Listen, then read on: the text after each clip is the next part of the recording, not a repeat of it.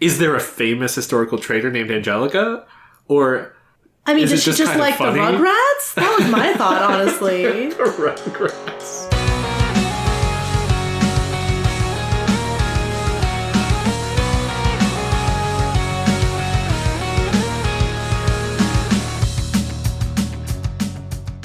Welcome to Inchworm, The podcast in which we are inching through worm. I'm Jenny. and I'm Ted. This week we finished the Insinuation arc. That's right. 2.9, 9 chapters. Right. Insinuation. I mean, depending on if you count the interlude as part of the arc or not, but yeah, we finished the arc. She's fully insinuated herself.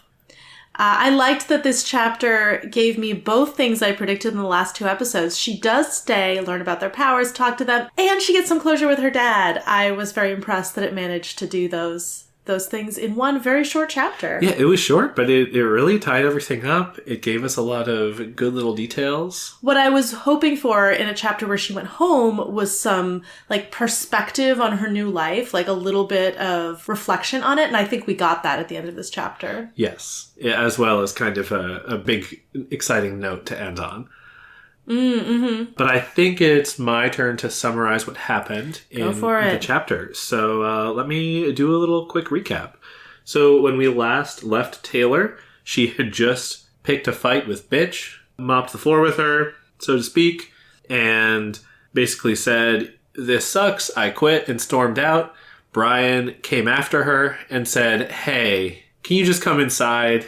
You left your stuff. Maybe we all hate Bitch. I would much rather have you." Yeah, and Taylor was like, "Well, they were kind of nice to me. I will go back." Uh-huh. And they come back in, and there's some simmering tension, but really the bitch of it all doesn't flare up again in this chapter. She's sulky. She's keeping to herself. Per my prediction. And Brian does some first aid on both Taylor and Bitch, who we should call Rachel. Taylor gets corrected, yeah. Yeah, because she's not in costume right now. And Taylor changes the subject and is like, "Hey, Alec, you were going to tell me about your power." We get a little demonstration of Alec's power. I'm sure we will talk about it. Lisa does a little bit of tattlesplaining about both Alec's power and Brian's power, which is great. Yeah, tattletelling. Love that. And Taylor suddenly realizes, oh, it's almost 5 o'clock. I'm normally home way before this. I should probably go home. And Lisa's like, no, you can just call your dad. That's fine. And if you want to stay later, stay later. And Taylor sort of rationalizes that, it's been a bad day, and on the whole, this seems like a chill place to be. So you know what? I will call my dad, and I'll stay. And she calls her dad, and she's like, "Dad, I want to stay out with some people tonight." And Danny's like, "Taylor, if you're in trouble, you need to tell me. I need you to we'll have our code phrase or whatever." And Taylor's like, "No, Dad, it's fine. I kind of have some friends now." And as she's talking to him, she notices next to a big pile of money on the table is a handgun. And she hears her dad say, "Oh, what are they like, these new friends?" And the last line of the chapter is, "They seem like good people. I lied." Yes. Great note to end on. Also, it's very funny that she ends with noticing the gun. It is a strong signal of their criminal activities, really good visual for that. But it's also really funny in the context of her thinking earlier in the previous arc, why am I afraid of guns? Superpowers are so much worse than guns. Yeah. It is funny that the gun is what makes her be like, oh yeah, these are bad people. I mean, she knew that anyway. Yeah. It's also funny that they need one. Superpowers are so much more dangerous than guns. Well, yeah. I mean, where do you wanna start? We go back to the beginning, or yeah, let's go back to the beginning. There's so many dynamics here to talk about. Yeah, it's almost an anticlimax with Bitch. I mean, you did predict it, but yeah, I think that's where it had to go. Yeah, it escalated so far already. They both just had to back off. There needed to be some detente. I'm sure there will be further conflict. And the reaction from Alec and Lisa is like, they're both kind of like very happy to see Taylor. Taylor's a little unsure. She doesn't really trust it. She's like, I can't tell if Alec is grinning because he's actually glad or if it's at my expense. Yeah, and like, oh, Taylor. And he is clearly actually glad, but he does kind of like knock her down a peg. He's like a backhanded compliment. I didn't think you had it in you, but like it was awesome. So they're clearly happy that she's staying, and Bitch doesn't really throw anything back at Taylor. At one point, Taylor calls Bitch's dogs freakish, and Bitch does say, they're not freakish. Yeah, I think that was like her only line in the chapter. Exactly. Like, she's just, she's backed off. Yeah. While we're talking about Bitch, we learn some fun facts about her dogs. Yes! They have names now! Yeah. Okay, so we learn that she can use her power on any dogs, but only her dogs are trained well enough to listen to her when they're, all pumped up as... Right, which is such an interesting dynamic, because we talked about how well trained they are last time. Yeah. And it doesn't seem to be anything to do with her power. No, she's just trained them really well. That's like a skill that she has. She's a really good developed. dog trainer. Yeah. And, it's necessary for her not to just create mutant dogs that rampage everywhere. Yes. And we also talked about how her power feels very chaotic, but actually she has this very disciplined control over her dogs that she's clearly had to work at really hard. Yeah. Her power does not give her that control. Yeah. That's something she's built. And it's like an inverse of Taylor's power, where she has perfect control. It's just she can't change the bugs into something else. Exactly. They're just bugs. Right. Yeah, I bet that she could use this power on other dogs to create chaos. That could be very effective. I don't know how easy it is to use her power on just, random dogs she hasn't interacted with before. That's interesting. But if you want, someone's guard dog to go mad and wreak havoc. Yeah, could work. I wonder what it's like for the dog. Like it. It's they probably enjoy it. I can totally see them enjoying it. I like that. Yeah. We also learn their names. Yes. I was not correct at them all being like words that feel like Latin adjectives. Their names are Brutus, Judas, and Angelica. I just realized as I said it out loud that Brutus and Judas kind of rhyme. Yeah. And what name? I mean, Brutus, name for a brute. Yeah. Judas, the vile traitor. Brutus, and Angelica. Well, Brutus, also a traitor. So what I'm wondering is Angelica a traitor? No, that's what I was going to say. Is there a famous historical traitor named Angelica? Or is she just like funny? The Rugrats? That was my thought, honestly. The Rugrats. That's very funny. But that would be really interesting. I feel like we should look up if there, or maybe someone can get in the comments and tell us. Yeah, get in the comments. Explain Angelica's name. I'm sure it's I'm also thinking of Hamilton. This is before Hamilton. I'm sure Angelica Schuyler wasn't on anyone's radar. Yeah, I don't know if I know this or if it's just the logical thing, but maybe Bitch named two of them and Angelica came with her name, right? It's a very normal dog Or thing. Angelica was the first one and she just gave her a name that she liked and then she was too attached by the time it came to the other ones. Maybe it's meant to be a clue that Rachel will betray you 2 out of 3 times. So you gotta hope that she wakes up feeling Angelica. I feel like, and Angelica means angelic. That's so the opposite of a traitor. What an interesting contrast. I feel like that is sort of a potential insight into Bitch's character. She has this really tough front that she puts on, and she can be kind of a jerk. She did actually have the dogs attack Taylor. She didn't just scare her. She actually had them attack her. But, I bet she also has a soft side. And as is always the case with, tough, cool villains, it's, way more satisfying to see their soft side than to just see a character who's good. Yeah. Yeah. Yeah, also, 2 things that were sort of taking subtext from last episode and making it text. I promise I didn't read ahead. But one was the cape name, real name discourse from Lisa. Because I sort of talked about how Taylor thinks of Bitch as Bitch, even though she's calling everyone else by their non-cape names. And Lisa clarifies, she makes it sound like it's an operational security point, that sometimes we're going to be in costume and sometimes not, so don't mix up the names because you don't want people to overhear the wrong one. Yeah. But it's also kind of like a mending fences, making sure that... That's a good point. It's really serving those 2 functions. Yeah, exactly. And the other thing was Taylor starts the chapter off reflecting on, having lost her cool. And basically, feeling justified in her attack. Mm-hmm. And she thinks, like, I kind of felt like I should apologize, but everything I said and did was justified, right? And then she's kind of like, so is it just that, like, I'm uncomfortable with violence and raising my voice? Yeah, she says she's not used to it.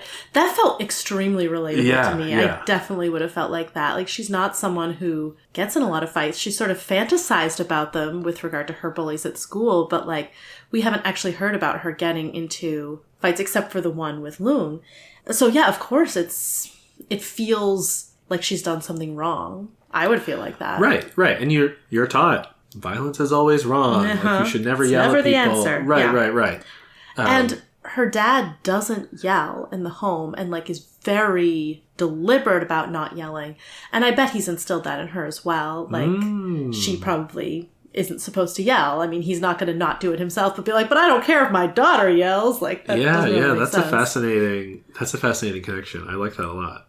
It's a little bit of, like, the, you know, it's not really like a sins of the fathers thing, but it's like the way generational trauma is passed down, right? Like, Danny's worried about having yelled at Taylor, or the threat of yelling at her, but he's kind of, like, given her this rule set. She sort of has the echo of, like, should I feel uncomfortable about that?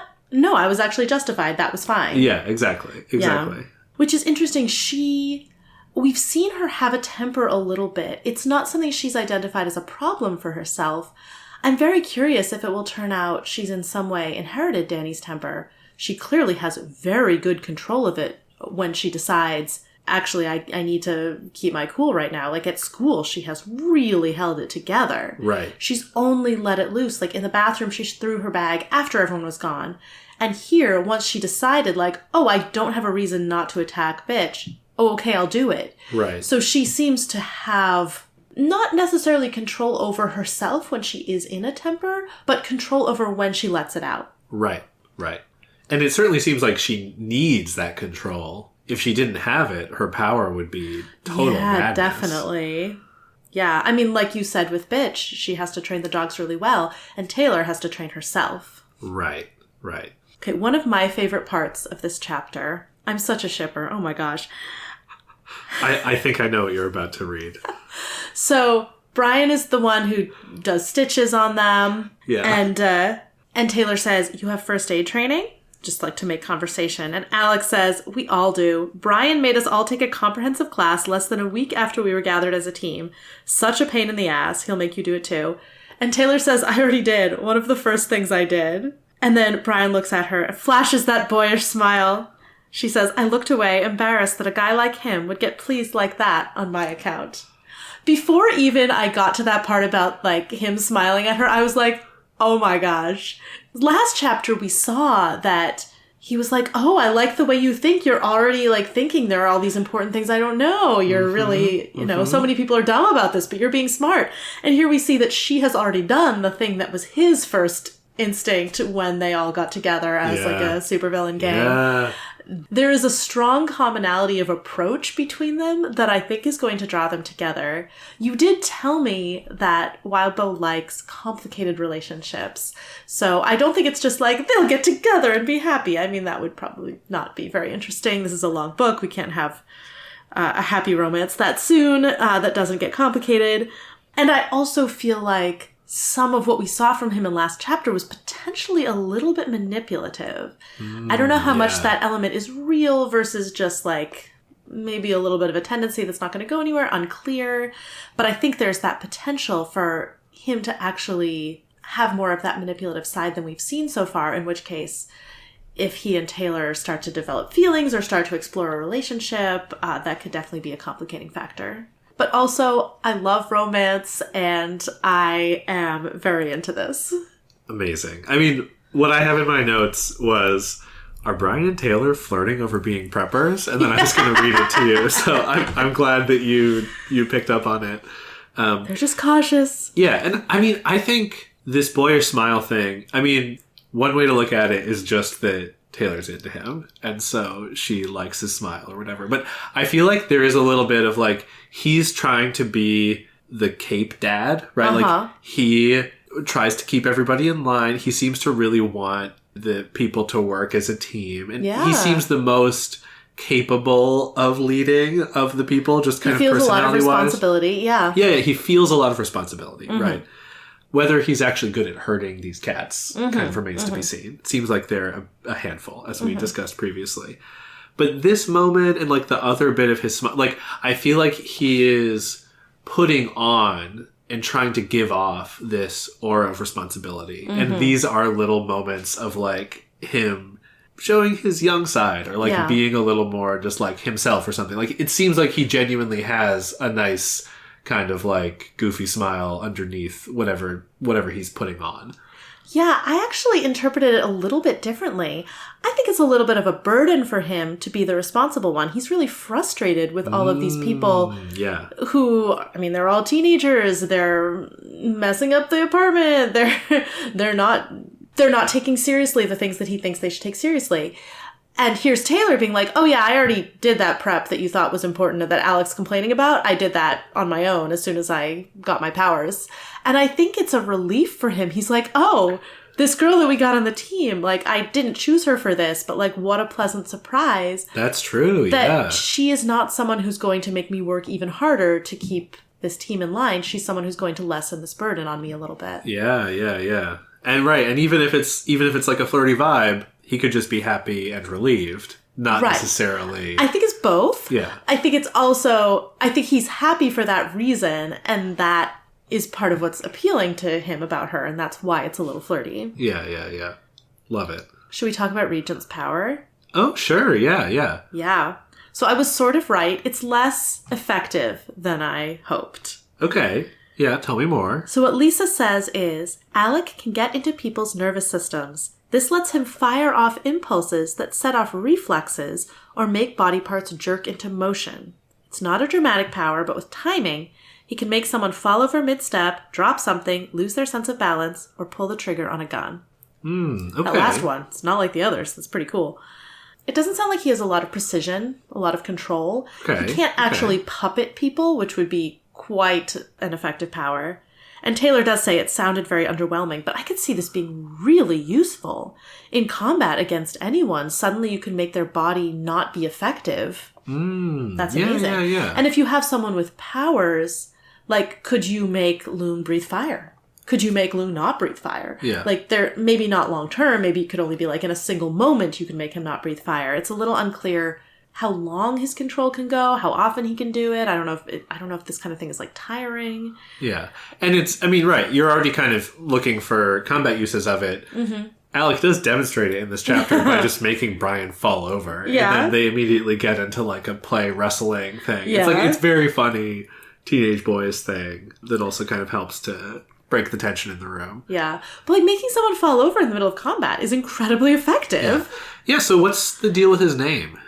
It's a long story, he says. Interesting. It seems obvious to me, like, Regent, that's what I guessed based on the name, is that he sort of borrows control over the kingdom of someone's body. Yeah. Yeah, Taylor underestimates it, but she also underestimated herself. She was really surprised to find out that she'd sent Loon to the hospital. That's true.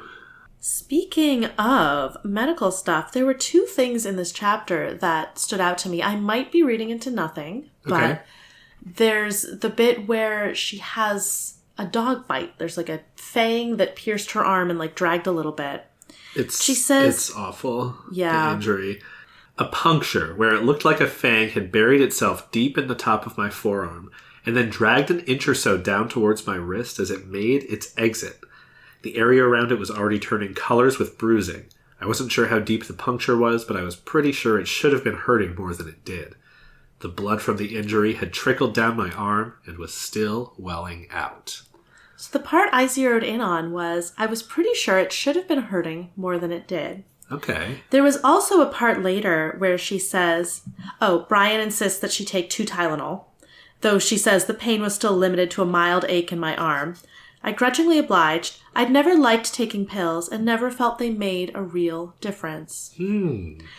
Two interesting things. I mean, they're a little bit opposite. She doesn't feel that much pain, doesn't feel that much effect from painkillers, but they're both sort of a super serum type effect that you might expect to see, like in, a Captain America, like, the pain doesn't hurt as much. The painkillers, like, you take drugs and they don't have as much effect. Both of those things suggest a level of imperviousness that doesn't seem in line with the rest of her powers. It also sounds like she's never felt like painkillers had that much effect, which I read that and I was like, yeah, if you have like real pain, like 2 Tylenol is not going to do anything. It'll help with like a headache and that's probably about it. So maybe it is just like a normal human reaction that I also have had. But combined with I'm pretty sure it should have been hurting more than it did. I don't know, again, like if her pain calibration was affected by some sort of super soldier effect, you'd think she wouldn't be surprised by the lack of pain. So that's a little bit contradictory to the idea that painkillers have never worked on her. There seems like the's something there. I like this super soldier Taylor. Yeah, I don't think Taylor was born in a lab. Like, this is kind of where... It doesn't really make sense with her bug control powers. And also, again, it seems like part of it maybe has been there for her whole life. Who knows? Yeah. But I mean, I will offer the pills thing. You're absolutely right about the, like, 2 the Tylenol reality is just not that strong. Yeah. Right. But I also connected that to her sort of skepticism, where she's like, none of the facts in this biography are true. You know, like, it kind of, she has that kind of not really trusting the authorities feeling, and that felt connected to me. It's interesting to me that 2 arcs, 2 fights, and she's been injured in both fights. Yeah. We had the little burning bits at the end of her hair that came up at the beginning of this arc, and now she has a wound that's going to last. And she talks about, like, whether it'll be noticeable. Yeah. She thinks she can hide it, but... Yeah, the cut on her ear will be harder to hide.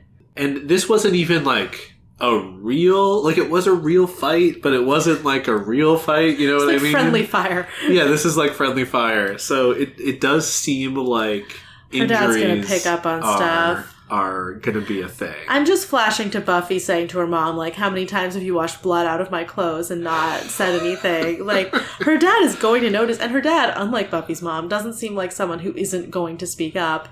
Yeah. Should we talk about him? I mean, happy to, yeah. Yeah, I was thinking, like, oh, she's going to call home. Her dad's going to be so happy she's hanging out with people. She calls home. Her dad is like, is this a hostage situation? Basically. He's like, Taylor, if there's anyone that's making you make this call, the bullies or someone else, tell me everything is fine. If you're not in trouble, tell me your mother's full name. Yeah. And she does. She says, Annette Rose Hebert. She's like, really? It's cool. Like, Danny, my hat is off to you. What a smart move. This is such a smart guy. He's like, okay, my daughter's being bullied. She never hangs out with people in the evenings. Suddenly she's calling and saying she's hanging out with people. Okay, not only do I need to be worried, I need to immediately figure out, is she telling the truth or is she in trouble? Like, tactically, he is, like, just so quick on the uptake. Yeah, it's like the sort of, you call 911 in a domestic abuse situation and it's like a pizza order, you know, like, how can you communicate over the phone in a way that the people listening don't know? And like father, like daughter, she also has the same kind of, like, preparedness, quick on her feet mentality. Like, well, it makes me think, so clearly she's going to hide this from him for a while. But I bet if at some point, I assume this will happen, she can no longer hide it. I assume he'll be upset. He'll probably be opposed to what she's doing in some ways, many ways.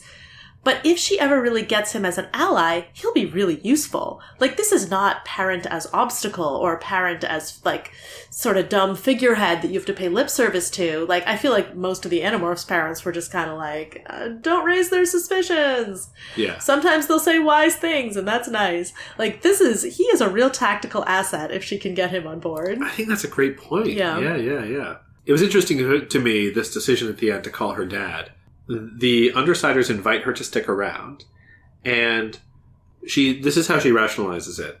Staying meant I could work to get things more copacetic and maybe dig for a bit more information.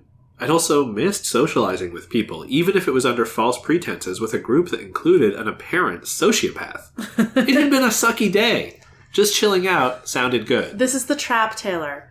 You never get to socialize with people. Suddenly you have friends. Like, the thing about them being your friends, not a lie. They are your friends. And you might not be their friend, but they're your friends. And we've talked about she has her Taylor life and she has her bug life. Yeah. And Bug life is so much better. Yeah, but you're not going to be able to give these people up. Her bug life, they know her name's Taylor, and now her dad knows about her new friends. Yeah. You know, like the streams are crossing. Yeah. That mundane and Cape life, they're even more intertwined. You know, the insinuation's going both ways, Taylor. Just, you gotta watch out. It's true. She hasn't actually thought to herself, I have to stay emotionally detached. She doesn't seem to think of it as a danger. That's interesting. Yeah, it's not on maybe her radar. Because she is such an analytical person. I wonder if... It's funny that she hasn't thought, like, okay, but I need to not get attached. I think she might be thinking, these are villains. They're not good people. I'm not going to care about them. But, like, that's not how humans work, so... Right. Yeah. Well, let's talk about that final line. They seem like good people. I mean, it's a great beat to end the chapter on. Yeah, really just punchy. Excellent. Very punchy way to end the arc. Love it. Yeah, like, how did that hit you when you first read it? What are you thinking about what Taylor's feeling? The fact that it's a lie? Like... Yeah, I mean, she's in over her head, is what I think about it. It was nice to have that because there's this whole, like, I'm hanging out. We're having not pizza, something else, because they're sick of pizza. We're bantering a little bit. And yet, she is acknowledging in the last line of the chapter, they are not good people. There's trouble here, you know. Yeah. It was a good balance to strike, I think.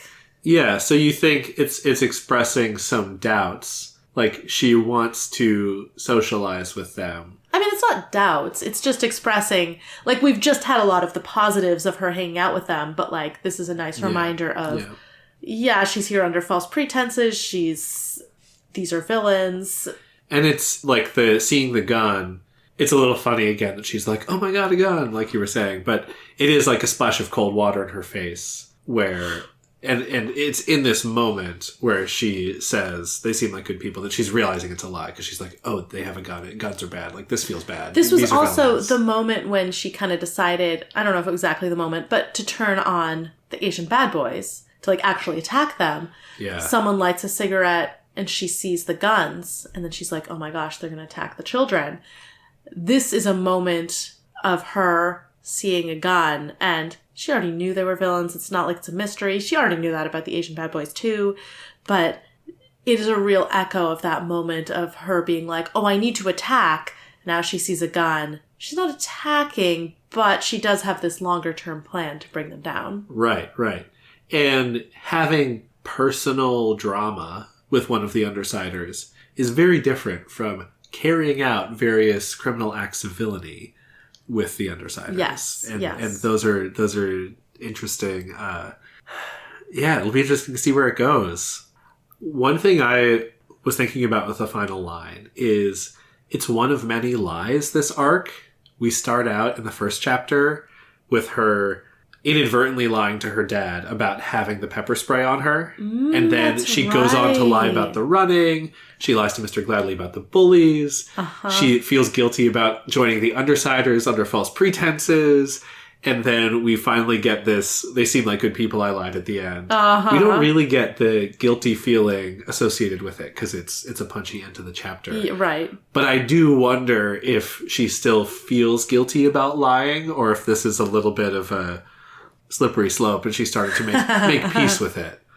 I bet she would still feel guilty about misleading her dad in this way, like giving him this hope about her. Though, in a way, it is true. She's not actually hanging out with friends for a chill evening, but she is doing something cool that's giving her hope in the world. Like, if what he's worried about is that she's just this downtrodden bully victim, then in spirit she is telling the truth when telling him that she's hanging out with these people. Right. Another interesting thing we learned in this chapter earlier on when she's on Cape Wikipedia that we talked a little bit about how Gru has a criminal history and Bitch has sort of this like violent and dangerous history. Yeah. And Gru seems like a really nice guy until you get the sort of gun moment at the end. And we do get Taylor dealing with Rachel being so unstable and violent. Oh, yeah. And it's like, Taylor seems like almost like it would be fine to deal with like the unstable violent element. It's just sort of the criminal element seems like it's lurking maybe more under the surface and will be a future challenge, whether or not it'll be hard to deal with remains to be seen. I think that's going to be a big challenge for her because she wants to insinuate herself into this group and she wants to bring them down from the inside.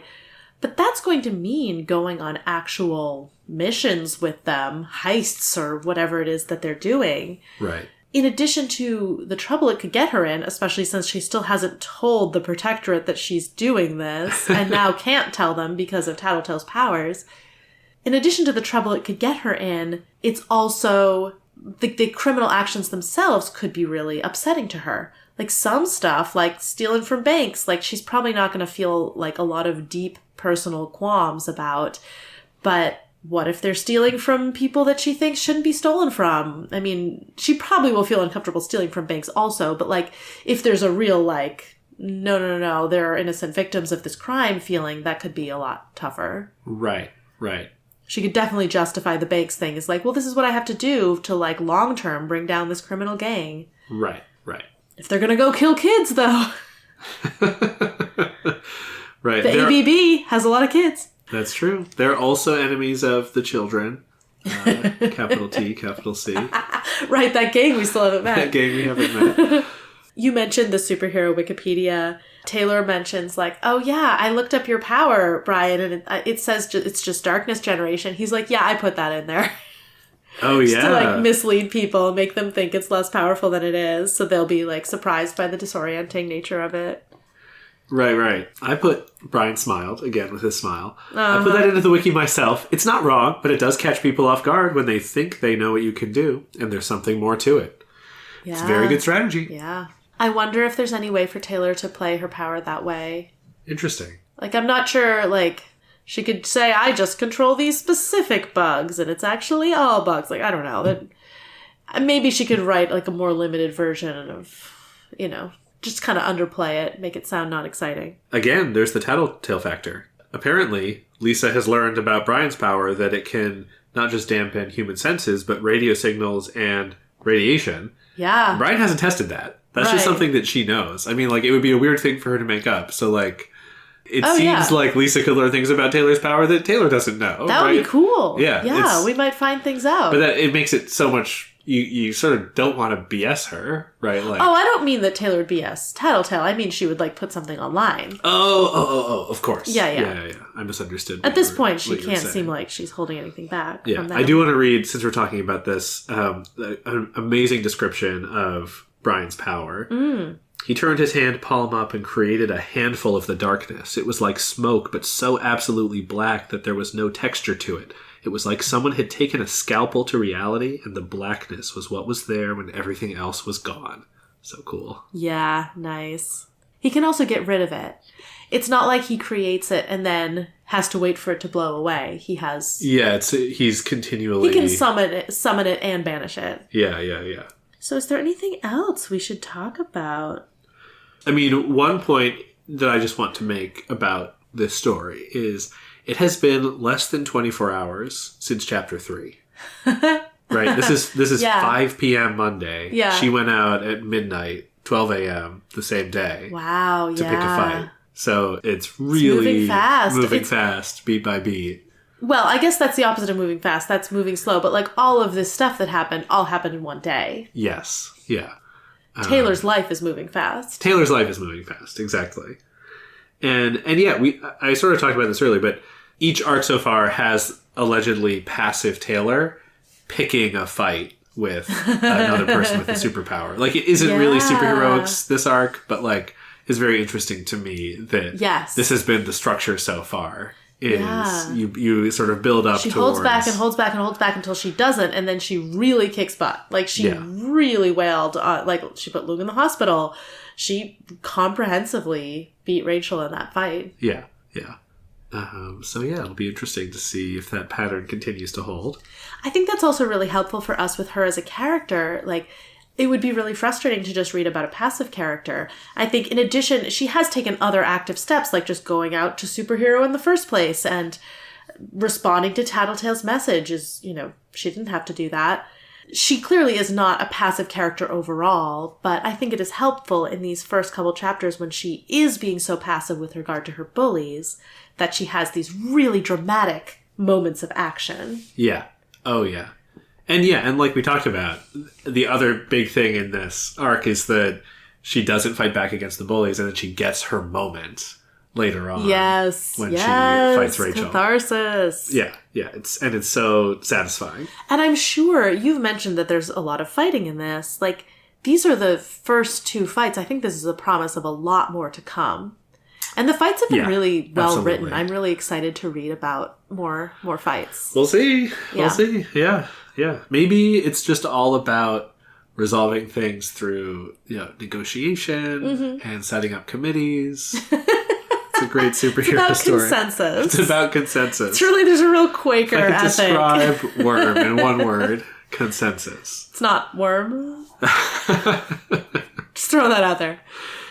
I will say I've really enjoyed the first 2 arcs. I think the writing has been really effective. I think you've said that Wildbow has thought, like, if he was going to publish this, he'd want to do a lot of rewriting.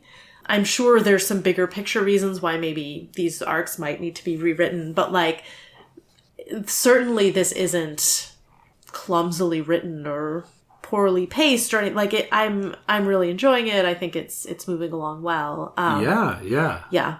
Shout out to Wildbow, who has listened to a little bit of the podcast and commented. One of the things that he said about some of our discussions in the early episodes was really doubling down on he was flying by the seat of his pants. Amazing. Like, a lot of this stuff. Yeah. I mean, I think he was thinking about the world for a long time, but, like, a lot of stuff was drawn from his real life or things that he had heard about from people.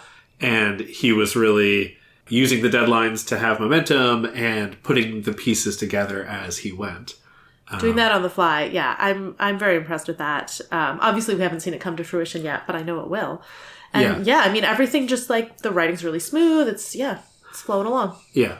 I will say I don't know where all of these things are going, so it's possible, like, maybe the bully arc doesn't go, maybe it's possible that some things are in there that shouldn't have been or aren't in there that should be. So, like, it's impossible to judge at this point. But I'm really impressed by, like, he pantsed his way through these 2 arcs, and they've been great to read so far. Yeah, I mean, I think the first 2 arcs are great. I think there's definitely still an element of we're just at the beginning. Oh, yeah. Yeah, it's sort of like... Right, it's impossible to judge the story in any way at this point. Yeah, and it's also just sort of like, you have no idea, and, like, I can't explain it without spoilers. That's fair. But it would be fun to talk later on about, I know Wildbow said he doesn't want to pursue publishing, or maybe he doesn't. I'm not sure if that's definitive. Yeah, and I think part of it is the level of effort involved. Yeah. Part of it is, like, introducing Worm to a wider audience and relitigating all of the fandom stuff that he's been through. Yeah. And I think part of it is, like, there are things that he wants to fix, and, I'm sure it would be impossible not to feel like that with a work this size. Oh my gosh. And he published it so long ago. Yeah. Like, he's changed and grown as a person and as a writer. There are definitely a lot of different angles on it. Yeah. Though... I don't necessarily know that a work needs to be fixed to be published or adapted. Yeah. Lots of popular adaptations of works that have problems. Like, we had a very successful Harry Potter adaptation. We had A Song of Ice and Fire adaptation. We just had 2 Dune movies. I don't know. Yeah. It's an interesting... but, like, of course, if you want to present yourself as an author to the world, to people who don't read web serials, you probably want to publish something you're super proud of. And if Worm isn't that, then that totally makes sense. Yeah. And it's also, you don't necessarily have to publish things through mainstream publishing, through traditional publishing, in order to feel like this is a work I'm super proud of and people have read. He has an audience. He has a Patreon. Doesn't necessarily need that. Yeah. So I do have some new predictions. Okay. Sort of longer term. Shorter term, I think in the next arc, they're going to have to go on some sort of mission. Mission isn't really the right term. Do they have a term for it? Heist. Some sort of heist. It's not necessarily a heist. Job. They're going to have to go on a job. There we go. Yeah, I'll tell you. Arc 3 is called Agitation. Ooh, that's very bug-like word. Like the swarm is agitated. Okay, so we're going to expect Taylor to be pushed, tested. I do think she is not going to be able to stay passive with her bullies for much longer. Like that part of the story can't stay static. And now that she's taking this action in other parts of her life, I think it'll be easier in some ways to tune the bullying out, but harder to just stick to her inaction policy that she has right now. Fascinating. Do you think she crosses the line, uses her bugs on the bullies in their third encounter? No. No. Okay. She's really ruled that out for herself. I mean, it's possible, but I think it's going to be some third thing. Interesting. Yeah. Okay, yeah. She sticks to her guns. Yeah. It would be fascinating if she did it a little bit, just enough to let them know that she has that power, and then they have this new power over her, in that they know her superpower, which is huge blackmail information. Fascinating. Not exactly blackmail information. Yeah. She hasn't done criminal activities yet to be blackmailed with. Yeah. Oh my gosh, another thing for her to worry about. I know. And like Emma having that power over her, oof. But I do think we'll also find out more about Emma. I think Emma's the interesting one. It's possible that the others will have interesting stuff going on too. But I think we'll find out something more of interest about Emma, whether it's about this power that I think she has or about their history. Okay. So she has to have a job. Does she go on the job? What happens? With the Undersiders? Yeah. Oh, she's got to go on the job. She's got to go on the job. Yeah. I'm very excited to see how their powers all work together. I think that's going to be some really fun procedural elements. I do think she goes on the job. I think she has some qualms about the job.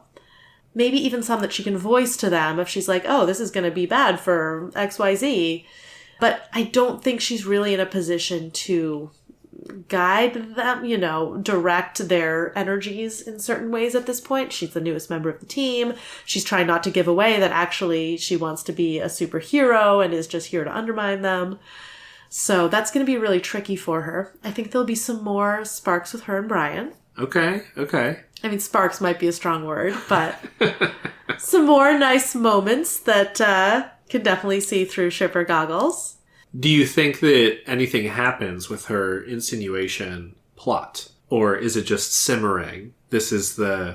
She has to go on a job to keep it live? Yes. Okay. But I do suspect there will be more interaction, some kind of encounter with the Protectorate folks. Okay. Maybe even Armsmaster. And she will have to do some quick thinking, lie, come up with something. Maybe she'll even try to tell him what she's doing. That seems unlikely. At this point, he might not believe her anyway. But I think they're going to come into it a little bit. And how does the job go? I think they're going to do well. You're going to do well. But there's going to be a little bit of collateral damage. Like I think she might get injured again. I don't think it'll be completely smooth. Okay. Not completely smooth. Yeah. But not a disaster. I don't think it'll be a disaster. I think it's important for the Undersiders plus with Taylor in them to establish a rhythm.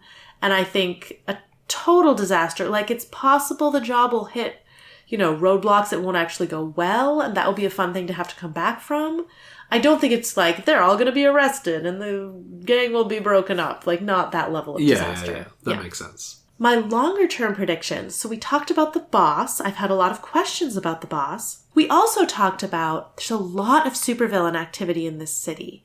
And there is some economic reasons for it. Taylor thinks it's because, shipping kind of shut down. There are all these people without work.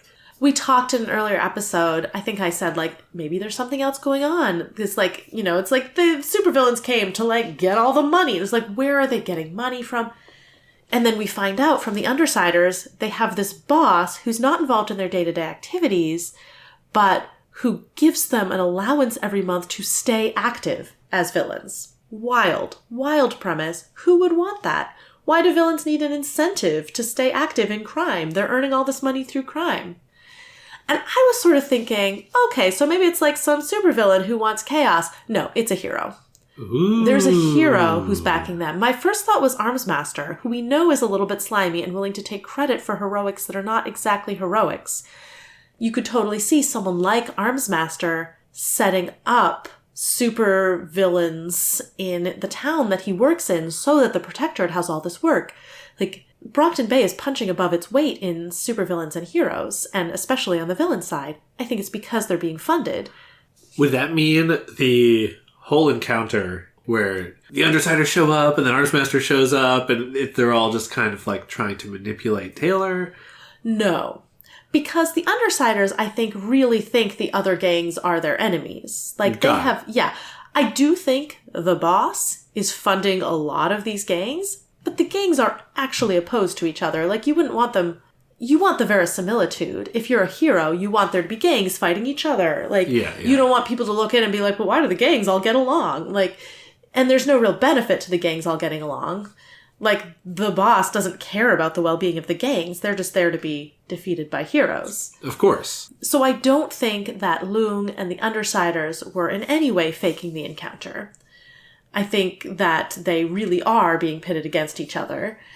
It is possible that Armsmaster was faking the encounter. Actually, if Armsmaster showed up and was like, oh wow, Leung, one of the villains I'm paying, just got himself put in like, you know, this terrible condition. Wow, didn't see that coming. Who's this one? And possibly if it is Armsmaster who is funding supervillains, or he's involved in the group that's funding supervillains, he might have been like, oh, is this a new villain that I should subtly figure out a way to get funding to so that she can keep operating? And then she's like, no, I want to be a hero. And he's like, don't tell anyone about this. So it's possible that he showed up, like, he funds these people. Maybe he gets information about their activities from them. Who knows? And he showed up to clean up. It's also possible that he's sort of a small fry, and, like, I don't know, he didn't seem that subtle or bright. And, like, it's someone like him, but, like, way sneakier, and someone who's, like, more content to be, like, a power behind the superhero throne. Or even someone who's a bigger national presence than Armsmaster. I don't think Armsmaster is the only major hero in this town. Right, right. So, I'm not sure if it's Armsmaster or not, but certainly based on personality, he is someone who could be doing this. Yeah. It's possible that he is not actually sophisticated enough to be doing it, and someone else is sort of there's like some kind of it goes all the way to the top. It goes all the way to the top. Yeah. To that floating headquarters in the harbor. Yeah. In the harbor. Yes. Not above the harbor. In the harbor. Correct. Yes. It's floating on the water, as was clarified. Jenny understood. I thought it was floating in the sky, which is a crazy thing to think. In I'm not sure I understood it at the time. Listening back to our episode, I was like, oh, floating? Oh, yeah, on the water. So who knows if I thought that when we first recorded it. Yeah. I still like the visual. So just pretend you're a fish and it's floating above you. So I know that you were excited about a Lisa interlude coming up. Yeah. I'm going to tell you, the interlude is from somebody who we haven't seen on screen. Oh, okay. Before. All right. Do you have any thoughts? Is it someone whose name we've heard? It is someone whose name we have heard. Interesting.